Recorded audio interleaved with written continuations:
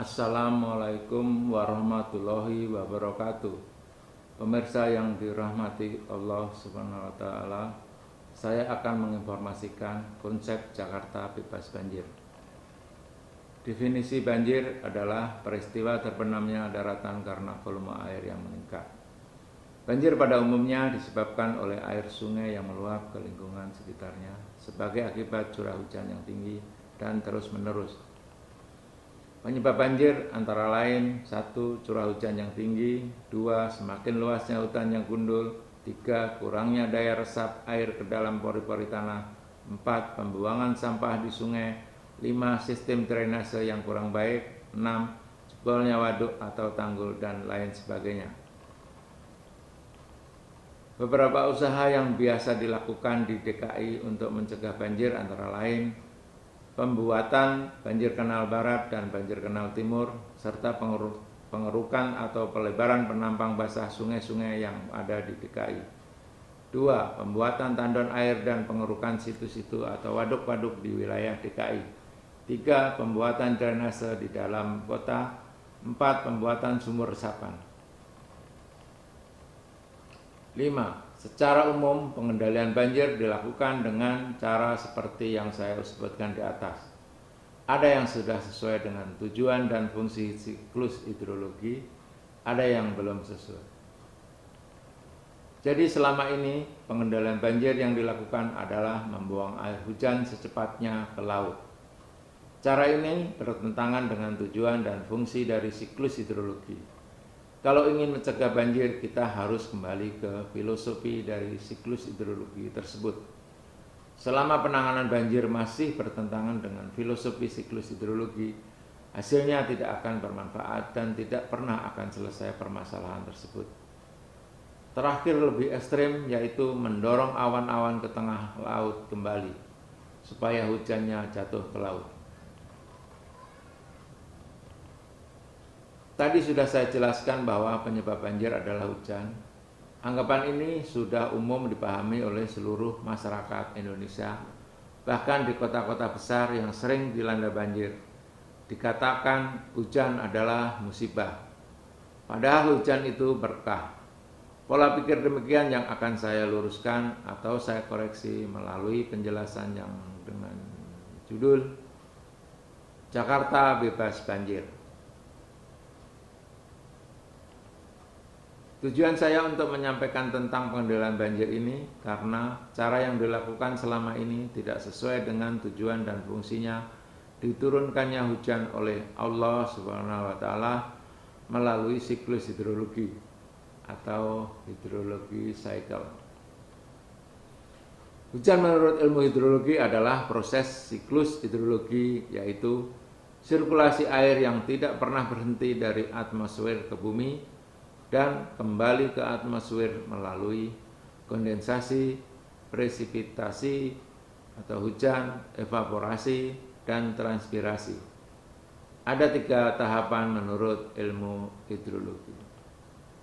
Ilmu hidrologi tersebut sudah ada sejak 14 abad yang lalu melalui firman Allah. Hidrologi sikal ini telah difirmankan oleh Allah dalam Al-Quran surat Ar-Rum ayat 48 seperti di bawah ini. Dialah Allah yang mengirimkan angin, lalu angin itu menggerakkan awan dan Allah membentangkannya di langit menurut yang dikehendakinya dan menjadikannya berkumpal-kumpal. Lalu kamu lihat air hujan keluar dari celah-celahnya. Maka apabila hujan itu turun mengenai hamba-hambanya yang dikehendakinya, tiba-tiba mereka menjadi gembira. Hujan merupakan anugerah yang diberikan Allah Subhanahu wa taala bagi semua makhluk di alam semesta ini. Tetesan air yang turun dari langit menjadi sumber kehidupan bagi semua makhluk hidup. Semua makhluk di bumi membutuhkan air tawar, terutama manusia, karena di dalam tubuh manusia terkandung 70% air. Dari proses siklus hidrologi ini, air laut yang asin diuapkan lalu dijadikan awan-awan oleh Allah dan dikirimlah sesuai kehendak Allah untuk kebutuhan umatnya yang memerlukan air tawar. Jumlah air di bumi ini 97% adalah air asin yang berada di lautan dan 3% adalah air tawar. Dari 3% tersebut 30% air dalam tanah dan 70% ada di gunung, es, dan glasier.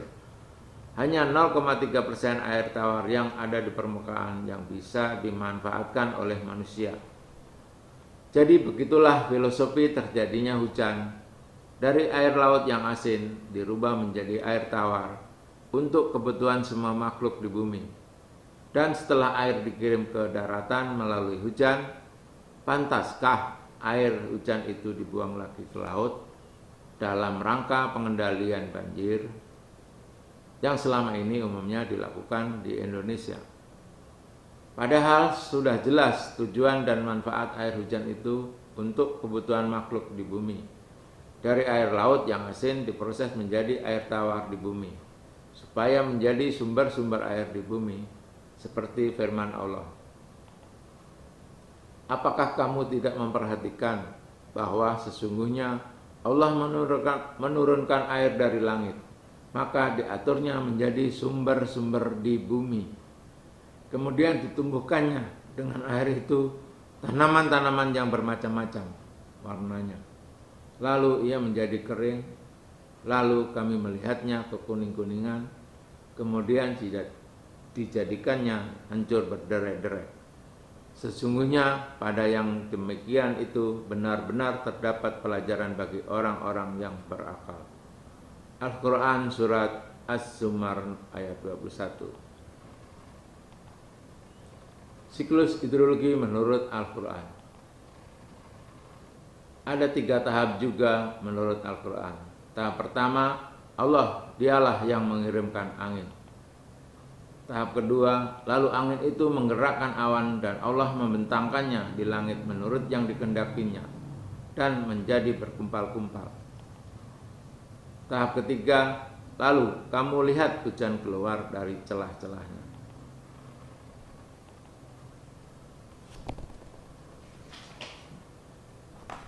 Ini adalah skema hidrologi cycle.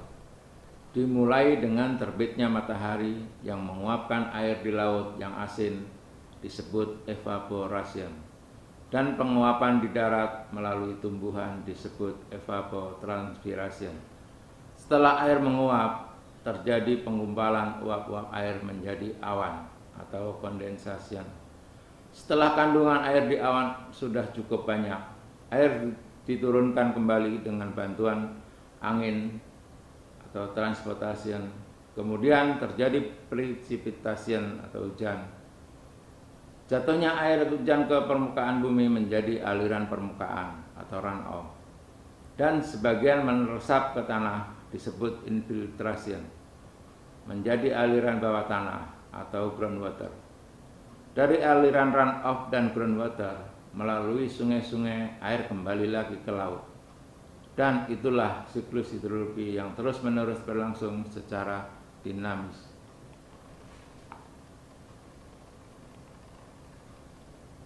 Ini water available secara detail. Saya kira tidak perlu kami jelaskan, sudah cukup jelas. Data ini diambil dari Applied Hydrology by Mutreja.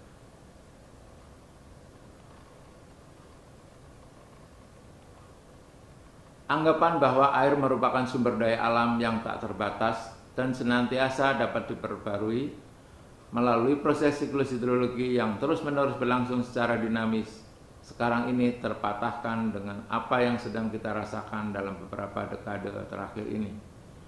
Sering terjadinya banjir dan kekeringan yang disertai bencana yang terkait dengan perilaku sumber daya air ini seakan menyentakkan kita bahwa proses siklus hidrologi ini telah terganggu.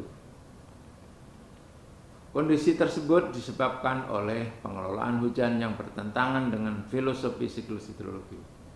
Jika ini terus-menerus dilakukan dan tidak ada perubahan pengelolaan hujan, maka pada tahun 2030 hampir separuh populasi bumi bakal menghadapi krisis air bersih. Karena pada saat itu permintaan air bersih akan meningkat 40% dari persediaan air yang ada. Oleh sebab itu, pengendalian banjir harus sesuai dengan filosofi siklus hidrologi. Air hujan disimpan di darat untuk kebutuhan manusia dan makhluk lainnya, serta lingkungannya, yaitu dengan cara menyimpan air hujan tersebut sesuai dengan firman Allah Subhanahu wa Ta'ala yang telah saya jelaskan di atas. Konsep Jakarta bebas banjir dan sekaligus untuk mencegah kekeringan pada waktu musim kemarau, yaitu pembuatan bendungan atau waduk di muara banjir kanal timur dan banjir kanal barat di pinggir laut. Alasan saya membuat bendungan atau waduk di laut antara lain: 1. Jakarta topografi wilayahnya 40% berada di bawah permukaan air laut. Kedua, pembuatan bendungan atau waduk di daerah resapan seperti di Bogor dan Depok sudah nggak memungkinkan. 3. Pada waktu musim hujan, muka air laut pasang, sehingga pembuangan air dengan sistem gravitasi menjadi kendala atau mengalami backwater, akhirnya menggenang di Jakarta. Waduk maupun situ pada waktu tidak hujan akan terisi air bawah tanah, karena topografi Jakarta adalah dataran rendah. Oleh sebab itu, waduk dan situ-situ jika dilengkapi dengan saluran pembuang harus juga dilengkapi dengan pompa. Dalam pengoperasian pompa tidak berjalan dengan benar. Seharusnya sebelum hujan turun di Jakarta, kondisi air di dalam situ maupun waduk minimum 50% sampai dengan 75% diturunkan dari kapasitasnya atau dari volumenya melalui pemompaan.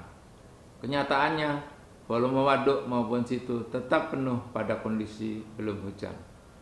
Kondisi seperti ini tidak benar kalau situ berfungsi sebagai pengendali banjir, karena waktu hujan turun, situ maupun waduk tidak dapat menampung limpasan air hujan karena sudah penuh sebelum hujan turun. Ini peta waduk yang kami usulkan, yaitu di muara banjir kanal barat dan di muara banjir kanal timur. Saya akan memperlihatkan potongan AA di kedua waduk tersebut, yaitu prinsip pengoperasian waduk. Ini adalah gambar potongan AA dari sketsa waduk. Gambar di atas adalah kondisi sekarang sebelum ada waduk. Muka air laut dengan elevasi plus 0 berada di atas dasar sungai banjir kanal barat dan banjir kanal timur. Kondisi seperti ini, aliran BKB dan BKT akan mendapat kendala jika terjadi hujan di Jakarta dan di Bogor, karena air hujan tersebut akan membutuhkan waktu untuk terbuang habis ke laut, karena ada backwater atau pembendungan oleh muka air laut. Akhirnya terjadi genangan di wilayah Jakarta. Lebih parah lagi kalau muka air laut dalam kondisi pasang. Gambar di bawah setelah ada waduk di muara banjir kanal timur dan banjir kanal barat. Muka air di waduk diturunkan minus 3 meter dari permukaan air laut elevasi plus 0. Melalui pemompaan dibuang ke laut. Kalau kondisi muka air di waduk lebih rendah dari dasar sungai di muara banjir kanal barat dan banjir kanal timur, maka aliran di muara tersebut jika terjadi hujan akan bebas masuk ke bendungan dengan lancar. Kondisi seperti ini akan membuat wilayah Jakarta tidak akan ada genangan, karena genangan akan masuk sungai banjir kanal barat dan banjir kanal timur dengan lancar dan tidak terjadi sumbatan di kedua muara tersebut, sekalipun terjadi pasang di laut. Elevasi minus 3 meter ini dipertahankan selama musim hujan. Setelah musim hujan selesai, elevasi di waduk disamakan lagi dengan elevasi di laut. Dan air di dalam waduk secara berangsur-angsur akan terisi dengan air hujan yang tawar. Ini menjadi sumber air baku untuk semua kebutuhan di DKI.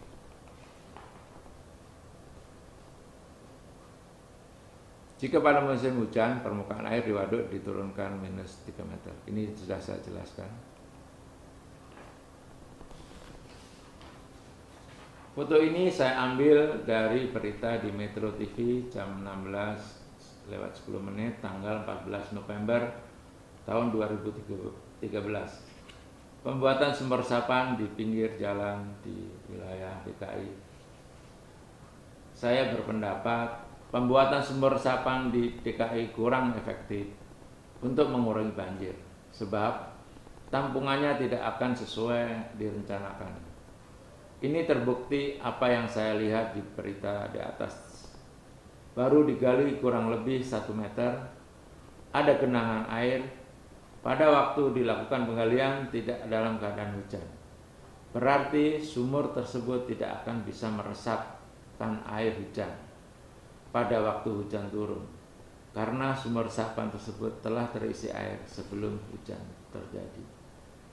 Ini membuktikan bahwa pembuatan sumur resapan di wilayah Jakarta kurang efektif, karena topografi di Jakarta pada kondisi muka air tanahnya dangkal atau dataran rendah.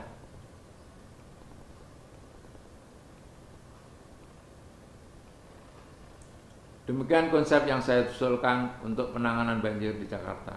Insya Allah konsep ini bisa terlaksana dengan cepat. Amin. Billahi taufik wal hidayah. Wassalamualaikum warahmatullahi wabarakatuh.